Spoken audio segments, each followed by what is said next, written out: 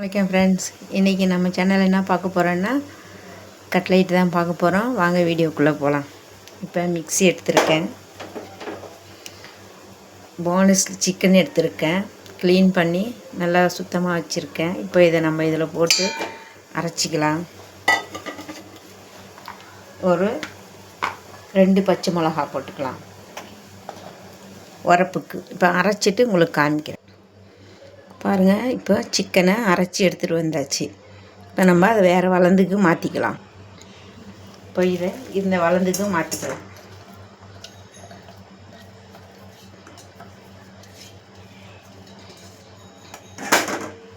இப்போ உருளைக்கிழங்கு அவிச்சிருக்கேன், 3 உருளைக்கிழங்கு, அதையும் இதில் போட்டு அரைச்சிக்கலாம். பாருங்கள், 3 உருளைக்கிழங்கு இதை போட்டு இப்போ அரைச்சிக்கலாம். கறியோடு அரைச்சிருக்கணும், இது தனியாக வேக வச்சதுனால லேட் ஆகிட்டு. பாருங்கள், உருளைக்கிழங்கையும் அரைச்சி எடுத்தாச்சு. நம்ம கறியோட இதை மிக்ஸ் பண்ணிக்கலாம்.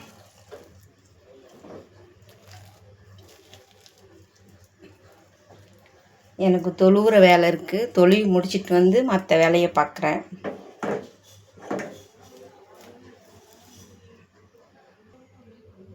பாருங்கள், தொழுவி முடிச்சுட்டு வந்துட்டேன், லேட்டாகிட்டு. இப்போ அதுக்கு தேவையான பொருட்கள் போட்டுக்கலாம்.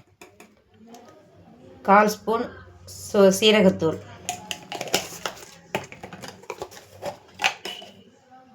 1/4 ஸ்பூன் சோம்புத்தூள்,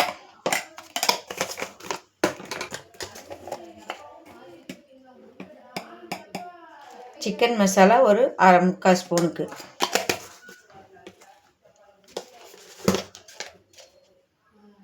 மஞ்சத்தூள் ஒரு 1/4 ஸ்பூன்.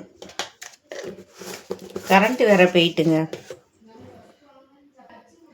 இப்போது கார்ன்ஃப்ளவர் மாவு ஒரு 2 ஸ்பூன் போட்டுக்கலாம்.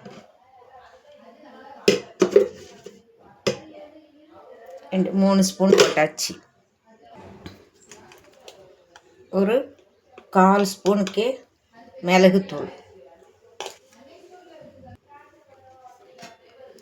உப்பு ஒரு 1/4 ஸ்பூனுக்கு, இன்னும் ஒரு 2 சிட்டிக்கு, அவ்வளோதான். இதை மசாலாலாம் போட்டாச்சு. இப்போ நம்ம பிசைஞ்சு எடுத்து வச்சிடலாம். ஃப்ரிட்ஜில் கொஞ்சம் நேரம் வைப்போம், ஒரு 10 நிமிஷத்துக்கு ஃப்ரிட்ஜில் வச்சு அதுக்கப்புறம் பார்க்கலாம். இதில் வெங்காயம் இது கொத்தமல்லி போட்டிருக்கேன். அந்த வீடியோ ஆன் பண்ணுறேன்னு மறந்துட்டேன், எதுவும் நினச்சிக்காதீங்க. இப்போ இதுக்கடையில் நம்ம கேரட் கீர் பார்க்கலாம். ஓகேங்களா? சட்டி அடுப்பில் வச்சுருக்கேன், சட்டி சூடாக 2 கேரட்டு துருவி வச்சுருக்கேன். இப்போ அதை தான் செய்ய போகிறோம். இந்த கேரட்டு நம்ம வறுத்து எடுக்கிறதுக்கு நெய் போட்டுக்கிறேன். பசு நெய் தான்.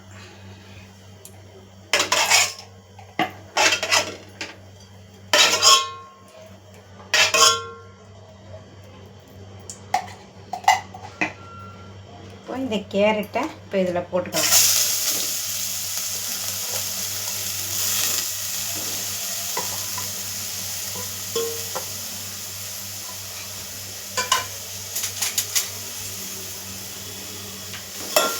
இந்த கேரட்டை நம்ம இதில் வறுத்து எடுக்கலாம்.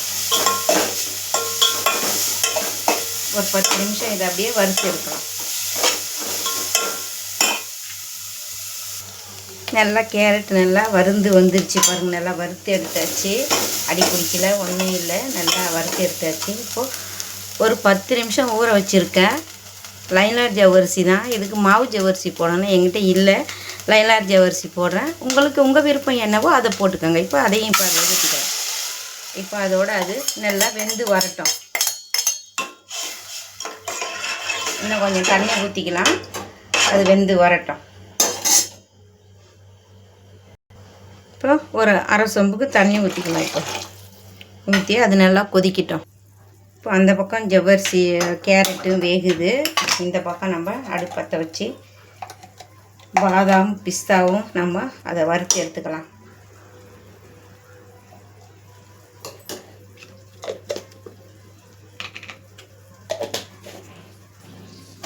என்கிட்ட அந்த வெள்ளை திராட்சை பழம் இல்லை, அதனால் வந்து இப்போது இது போட்டிருக்கேன், கருப்பு திராட்சைலாம் போடுறேன். உங்கள் விருப்பம், உங்கள்கிட்ட எது இருக்கோ அதை போட்டுக்கோங்க. சரிங்களா?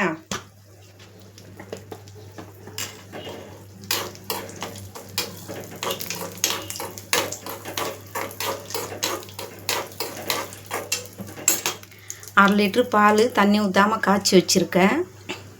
இதையும் நம்ம இப்போது அதில் ஊற்றிடலாம்.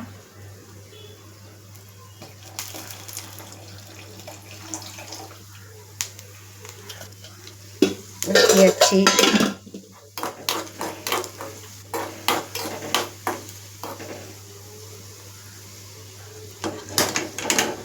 இதை நம்ம இப்போ அதில் வலிச்சு போட்டுடலாம். கருப்பு திராட்சை போடுறது கூட ஒரு அழகாக தான் இருக்குது. நான் வந்து பாதாம் பிஸ்தா வந்து துருவி வச்சுருக்கேன். மீஷோவில் வாங்கினேன். அந்த இதை வச்சு நான் துருவி வச்சுருக்கேன். இப்போ இதில் கொட்டி நம்ம சும்மா லைட்டாக ஒரு கிண்டிக்கலாம். ஏன்னா ரொம்ப கருகிடக்கூடாது. பாருங்கள், பொடிசாக திருவிட்டேன்னா அதனால் அது கருகிடக்கூடாது. லைட்டாக கலர் மாறாமல், அவ்வளோதான். ஓகேங்களா? அடுப்பு ஆஃப் பண்ணிவிட்டு இப்போ நம்ம அதில் கொட்டிடலாம்.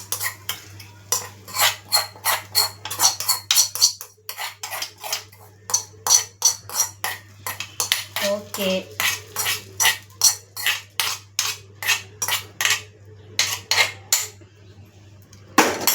அவ்வளோதான், முடிஞ்சிட்டு அந்த வேலை.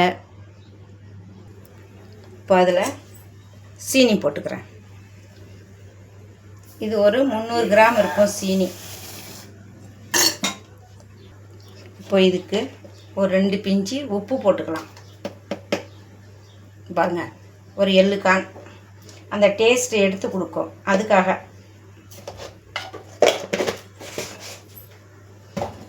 இதுக்கு வெல்லமும் போட்டு செய்யலாம், கருப்பட்டியும் செய்யலாம். உங்கள் சௌகரியம், நீங்கள் எது வேணாலும் போட்டு செஞ்சு சாப்பிட்டு பாருங்கள். சாப்பிட்டு பார்த்துட்டு டேஸ்ட் எப்படி இருக்குன்னு சொல்லுங்கள். ஜவ்வரிசியும் கேரட்டும்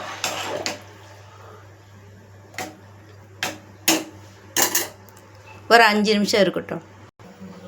சட்டி அடுப்பில் வச்சு அடுப்பு பற்ற வச்சுட்டேன். இப்போது எண்ணெய் ஊற்றிக்கலாம். அதில் சட்டி சூடாகுது, எண்ணெய் ஊற்றிக்கலாம்.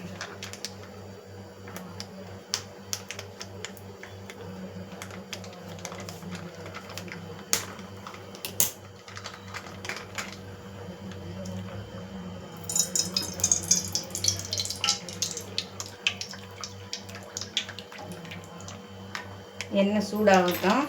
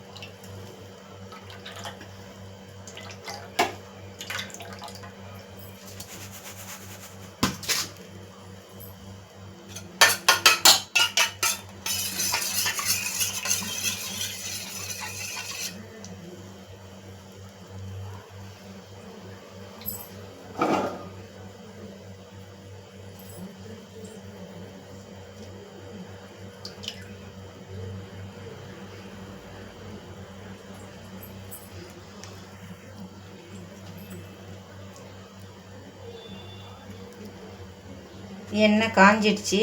இப்போது ஒன்று ஒன்றா நம்ம ப்ரெட் கிரம்ப்ஸில் போட்டு நம்ம ப்ரெட்டு தூளில் போட்டு நம்ம இதை பொரித்து எடுத்துக்கலாம்.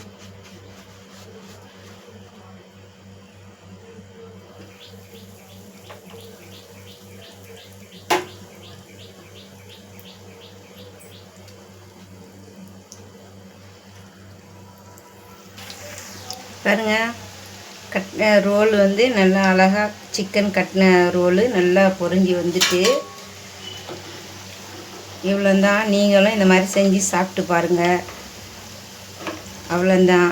சப்ஸ்கிரைப் பண்ணுங்கள், லைக் பண்ணுங்கள், ஃபேமிலி ஃப்ரெண்ட்ஸுக்கு ஷேர் பண்ணுங்கள், பெல் ஐக்கானை கிளிக் பண்ணுங்கள். என்னுடைய சேனலுக்கு சப்போர்ட் பண்ணுங்கள். நெக்ஸ்ட் வீடியோவில் இன்ஷா அல்லாஹ் பார்க்குறேன்.